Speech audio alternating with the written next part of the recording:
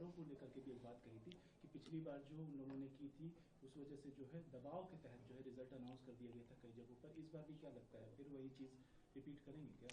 देखिए, ये लोग बहाना हर चीज़ में पहले से ही तलाशने लगते हैं। आप बताइए, एक पार्टी जो इतनी अराजकता की सोच रखती हो, उनसे आप क्या उम्मीद कर सकते हैं? जिस तरीके से कल इनके द्वारा बयान दिए गए कि भारत में भी नेपाल, बांग्लादेश, श्रीलंका जैसा माहौल बना दिया जाएगा। कांग्रेस के वरिष्ठ नेता राहुल गांधी जी बार बार ये बात कहते रहते हैं कि जेनजी को देखना चाहिए, उनको भूमिका अपनी निभानी चाहिए। ये प्रोवोक करने वाली राजनीति, कम से कम बिहारियों के संस्कारों में ये बातें नहीं हैं।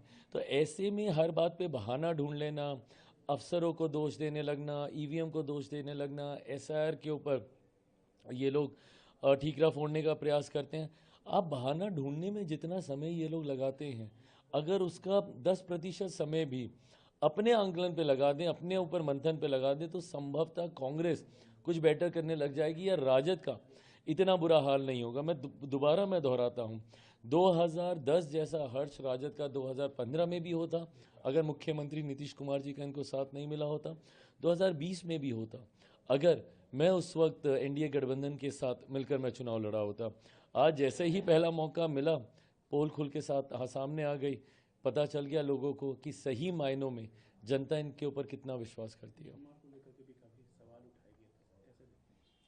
मैं मानता हूं कि जितने सवाल उनके ऊपर उठाए गए, मुख्यमंत्री जी के प्रचार ने उन तमाम सवालों के जवाब देने का काम किया।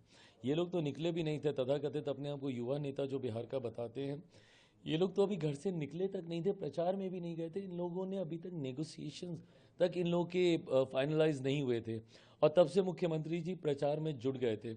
ना सिर्फ वो प्रचार में जुटे, बल्कि विपरीत परिस्थितियों में भी, जब मौसम खराब था, हेलीकॉप्टर काम नहीं कर रहे थे, तब भी सड़क मार्ग से वो जा जाकर वो प्रचार कर रहे थे।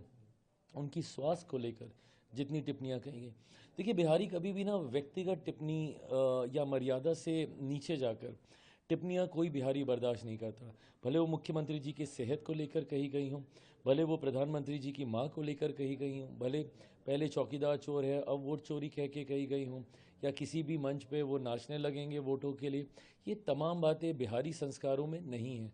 ऐसे में इस बात का नुकसान ही बार बार महागठबंधन को हुआ है और एक बार फिर हुआ है। आपकी जो है पार्टी की अच्छी खासी सीटें आई हैं, क्या आप चाहते हैं कि सरकार बने तो आपको जो है पोर्टफोलियो मिले या उप मुख्यमंत्री पोस्ट के लिए आप?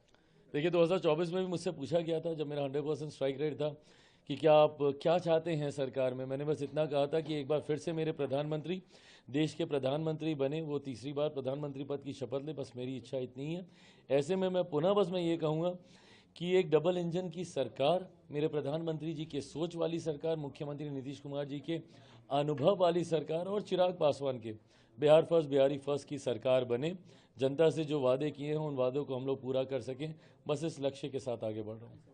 25 से 30 तो मुख्यमंत्री नीतीश कुमार हैं, लेकिन 30 से 35 क्या चिराग पासवान भी आ सकते हैं मुख्यमंत्री? मैं 30 से 35 में चिराग पासवान की क्या भूमिका रहेगी, उस पड़ाव को पार करने से पहले 2029 का भी एक पड़ाव है।